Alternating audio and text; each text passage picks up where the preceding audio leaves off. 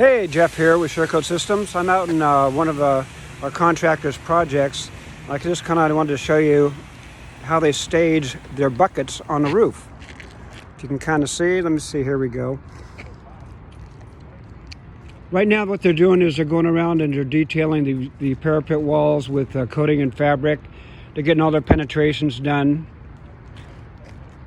But as far as staging the buckets, it's great to, what you want to do is, on this one what they did is pretty much on the seams, they put a bucket on each seam and they spread it like around 30 to 33 feet between each other. That should cover that amount of area when they're going to apply the coating and fabric. As you can see, they have them staged.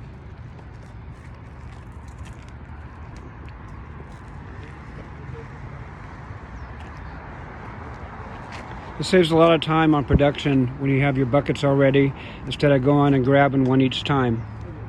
Just kind of going to give you a little insight on that. All right, everybody, have a good day.